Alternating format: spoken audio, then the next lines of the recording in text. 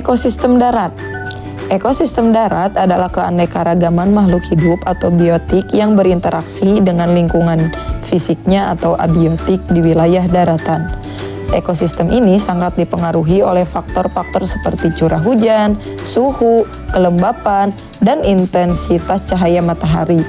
Nah, secara umum ekosistem ini terdiri dari dua komponen utama.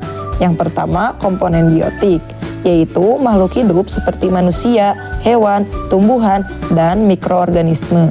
Yang kedua, komponen abiotik, yaitu faktor lingkungan seperti tanah, air, dalam tanah atau permukaan, udara, sinar matahari, dan iklim. Mari kita bedah elemen-elemen yang ada di video saya dan bagaimana mereka membentuk sebuah ekosistem yang seimbang.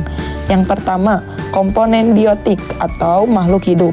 Dalam video ini terlihat jelas keragaman hayati yang khas dari ekosistem darat di daerah tropis. Yang pertama ada tanaman budidaya. Tanaman budidaya, ada hamparan sawah dengan tanaman padi yang baru ditanam. Padi merupakan produsen utama energi dalam ekosistem ini. Tanaman perkebunan, di pinggir sawah terlihat pohon pisang, kelapa, dan pepaya. Ini menunjukkan pemanfaatan lahan darat oleh manusia. Vegetasi alami, yaitu terdapat rumput bambu. Vegetasi alami, yaitu terdapat rumput bambu dan pepohonan rimbun di latar belakang yang berfungsi sebagai penyedia oksigen dan penjaga kestabilan tanah. Aktivitas manusia. Kehadiran saya dalam video serta pemukiman warga di latar belakang menunjukkan peran manusia sebagai pengelola ekosistem tersebut. Yang kedua, ada komponen abiotik atau yaitu lingkungan fisik. Faktor non-hidup yang mendukung kehidupan di lokasi tersebut meliputi tanah, media utama bagi pertumbuhan padi dan pepohonan, air. Meskipun ini ekosistem darat, keberadaan air di petakan sawah sangat krusial untuk pertumbuhan tanaman. Cahaya matahari. Langit yang cerah dan sinar matahari yang berlimpah dalam video adalah sumber energi utama bagi proses fotosintesis tumbuhan. Udara dan kelembapan, yaitu suasana hijau tersebut mengisyaratkan kualitas udara yang baik dan kelembapan yang terjaga. Lalu yang ketiga, interaksi ekosistem. Pada video saya ini menunjukkan ekosistem sawah yang merupakan bagian dari ekosistem darat buatan atau agroekosistem. Di sini terjadi hubungan timbal balik, yaitu yang pertama, tumbuhan padi menyerap nutrisi dari tanah dan energi dari matahari. Kedua, tanah tetap subur karena adanya siklus air dan pengelolaan dari manusia. Yang ketiga, pemandangan pegunungan di latar belakang menunjukkan bentang alam yang mempengaruhi iklim mikro di area persawahan tersebut.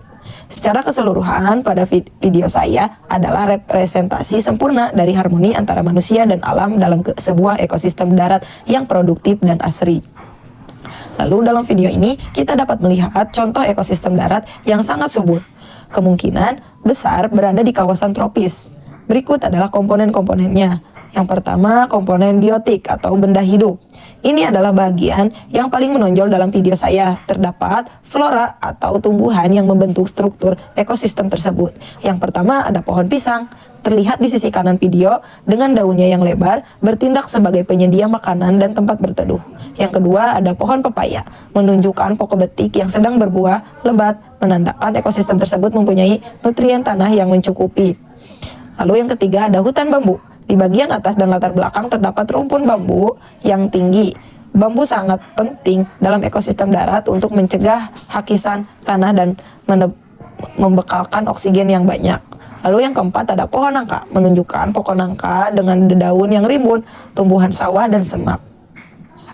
Tumbuhan bawah dan semak.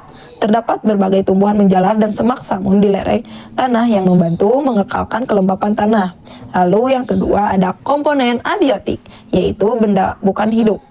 Elemen-elemen ini menyokong kehidupan tumbuhan di sana.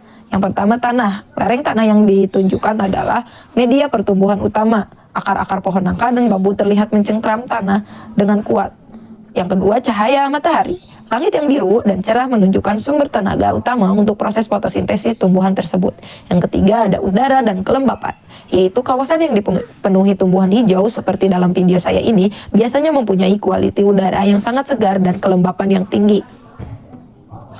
Baik, untuk kesimpulannya, pada video ini menunjukkan sebuah ekosistem darat yang seimbang, tumbuhan yang berbagai pisang, betik, bambu, nangka saling berkongsi sumber cahaya dan air, manakala tanah yang menyediakan nutrisi.